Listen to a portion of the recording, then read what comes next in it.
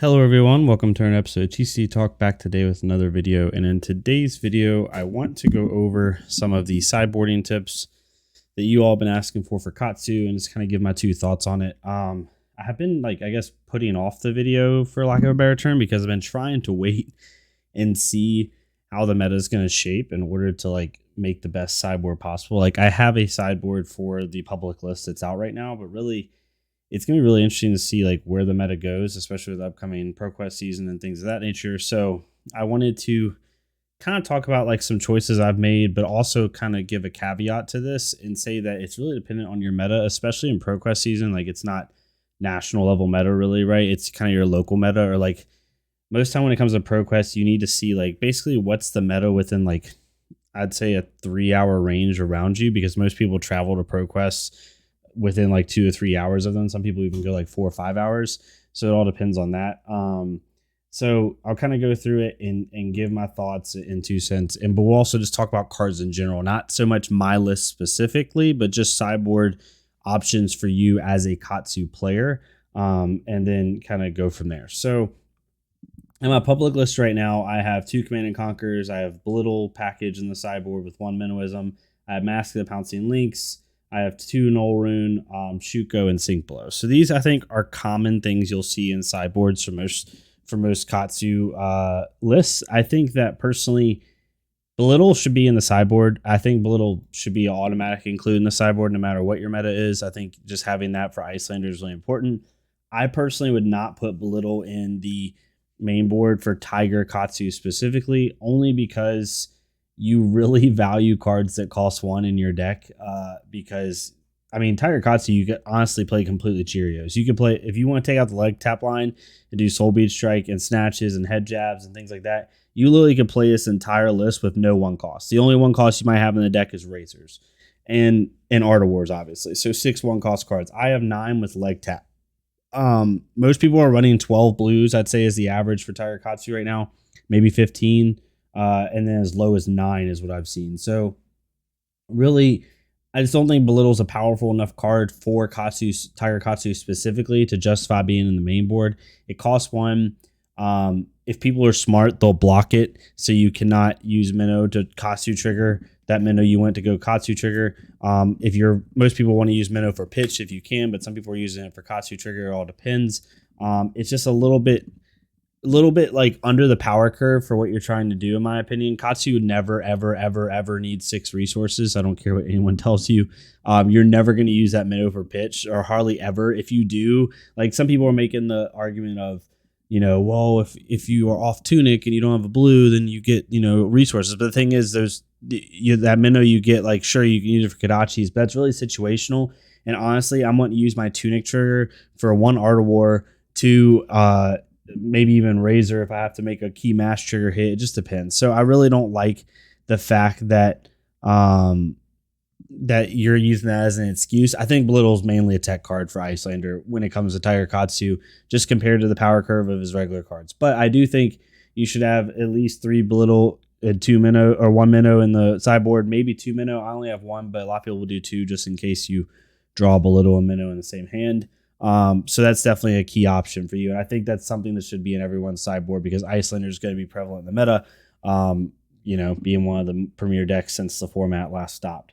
Blazing Yori, you don't have to have in. I just had as a tech card against Fi to prevent his rupture mechanic. And it's pretty decent in the mirror as well. That's about it, honestly. But it's not a needed card. I've been seeing a decent amount of Fi, so that's why I had in there. It's not necessarily a requirement.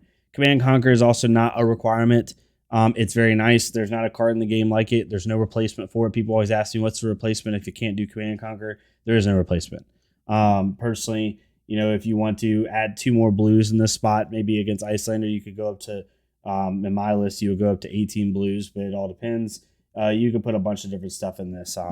You could put, another piece of Null Rune in here. You could put, just thinking out loud, you could put Flick Flax in here just against the Briar matchup to make that a little bit better. There's a bunch of different stuff you could put in this, so don't worry about it. If you want to have poppers for Jeremiah, if you have a lot of Jeremiah in your area, running Findle's Fighting Spirit might be a good option here at yellow. or even at red. So it all depends really. And then also if you want just like a couple like really high level attacks, you could do pounding gills, but those really aren't as good. So there's that. Mask of Pouncing Lynx is really useful for Oldheim. It's useful for Icelander. It's useful for Arachne, even though I personally like using Mask of Momentum for Arachne, but that's more of a playstyle thing. A lot of people will use it for Arachne as well. And again, it's a playstyle thing. I like using Mask Momentum for Fi and the Mirror, but some people will use it for those as well. It just all depends on like how you play or what you value. But definitely would have this in the sideboard. Null Rune, you want to at least have AB2, preferably AB3. Honestly, I run AB2 just because I'm taking the chance of not running into a Kano. And even with AB2 on Kano, I think I'm like 10-6 in the matchup, so I'm doing decent with it. So it all depends. I definitely would have AB2 minimum. So like the required sideboard for any Tiger Katsu list, I think you should have the Blittle in the sideboard, which takes up 5 slots if you run 2 Minnowisms, and then at least AB2. So 7 of your sideboard slots are already taken up. Shuko is really nice against the Oldheim matchup for like those long games where that extra damage helps. It's really good against Bravo to help cover dominate. Really good against Dorinthia as well. It all depends with that. And then finally, Sync Blows. So Sync Blows versus Flick Flacks. Sync Blows come in against anybody that has Dominate, anybody that has like high arching attacks. I honestly even put it in against Viserai because it's really good because a lot of his attacks should hit that 4 breakpoint. It's really nice to cover up a Mob Sky's attack with 1 card. Really good for that. And just overall good for anything where you have to like sub out cards, right? Like if you're playing against, honestly, even against Icelander, I might even put it in because a lot of people are running the Michael Hamilton list, and if you know they are, then being able to like cover up like certain attacks, it's not like a necessary. It's more mainly for Oldheim, Bravo, Arachne, Viserai, Briar, and things of that nature. Maybe even 5, but I doubt it. I think you just want to keep your attacks in. So that defense reactions are always good. If you have a lot of Briar in your meta and a lot of Fi and a lot of Katsu, not as much a lot of like Guardian play or anything like that, I definitely would suggest using Flick Flacks in this spot. Yeah, I can't give like a certain card for card swap. Like, I mean, if you're looking at this list, Belittle comes in for Icelander, right? It also comes in for Kano, honestly, so I can just get extra pitch like for free because that pitch is useful against Kano. Blazing Yori comes in against Fi, comes in against the Mirror. Command and Conquer comes in against Ranger. It comes in against Bolton. It comes in against it'll come in against Dory. It comes in against, doesn't come in against Guardians. Trying to think, looking at matchups, see how people have been doing matchup wise. Oh, no one's really okay. So people are about 50% with the list. Command and Conquer comes in against Ranger, obviously, right? It comes in against Briar for the Channel Mount Road. They're trying to hold an arsenal. It'll come in against Dromai for Popper, right? It comes in against Katsu at times, not 5 because I just really want to race really fast with that deck because sometimes Katsu will hold Art of War and Arsenal longer than 5 will. Comes in against Lexi. Doesn't come in against Guardian or Oldheim just because he can take it out with Crown Province. And it'll come against Bolton, and I'll even put it against Viserai at times as well. So that's where that comes in. When it comes against Massive Pouncing Lynx, like I said, it comes in against Oldheim, Icelander, Arachne, Fi, if you play that play style like combo style or the Mirror. And even coming against, if you know it's a control dash, you could put in Mask of Pouncing Lynx just to try to help that out as well.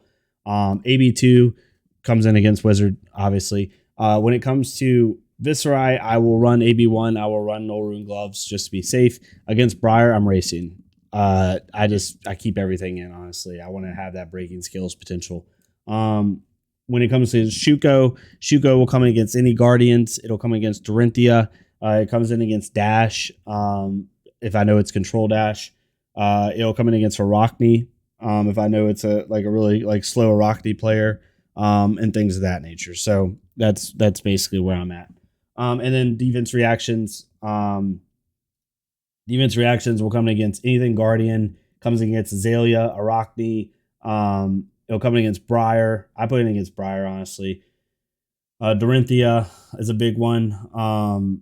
It comes in against Katsu at times. It comes in against obviously the Guardian, and then it'll come in against Bolton and Viserai. So I'm pretty flexible. I play a really like almost close to mid-range style Katsu. I'm very patient when I play, so I don't mind putting in those defense reactions. When you put in D reacts, make sure you're not subbing out attacks. Like if you take out Sync Blow, it depends on the matchup, but most time I'll take out one Predatory Streak, one Razor, or two Predatory Streak, one Razor, or something like that. Usually, I always try to keep my Ancestral Empowerments in. It's just too good of a card. You never want to sub this card out. If you're subbing out non-attacks for a defense reaction, sub out Pred Streak or Razors. It's just better. So yeah, that's basically it. When it comes to other sideboard options, I think Flick Flack's a good one right now in the meta. The meta is really hard. Like it all depends on what your ProQuest meta is going to be, right? If it's a lot of aggro, if it's a lot of Fi, a lot of Katsu, a lot of like boost dash, of a lot of Briar, even Viserai, then Flick Flack's going to be really important. Being able to use command conquers to like stop their turns is going to be really important. Things of that nature. But if it's a lot of Icelander, a lot of Control Dash, a lot of Dromai, like Mage Master Boot Dromai, or even like the Red Hot Dromai, you might have other different types of options with defense reactions that might be better, or Belittle package as well. So it all depends on what you're doing, really. I noticed it in the exact Sideboard Guide video people wanted, but for me to tell you exactly what to do, I kind of just gave you a rundown of this sideboard, but like it all depends on your ProQuest. You need to build your sideboard specifically for what your meta is. And honestly, it just depends on your choices. I do think the Belittle package is an auto include no matter where you are. I think you need to be prepared for Icelander as much as you can. I think Mask of Pouncing Lynx is an auto include no matter where you are. And I think AB2 is a auto include no matter where you are, and things of that nature. So it all depends. After that, it's kind of like dealer's choice, right? So hopefully this helps a little bit. It's kind of hard right now with the way the meta is. We're in a big wait and see period with Flesh and Blood right now. Like everyone's just waiting until January for ProQuest season to start. I'm going to make a video on the recent announcements for OP23. I'm kind of like mixed feelings about it personally, but overall, like they're doing good dedication to the game, regardless of my personal feelings. So hopefully it's helped. Hopefully it's made sense. If it didn't, I'm sorry. I'm trying my best with Sideboard Guys. It's just really hard with no competitions and no like meta to go off of other than like the world's meta. So let me know what you think of the video. If you enjoyed this, please leave a like, comment, subscribe. If not, totally fine. Let me know how I can improve. Go into our career, leave a like, comment, subscribe on their stuff so we can get more people seeing this game. And I hopefully will see y'all next time on TCG Talk. Thank y'all so much.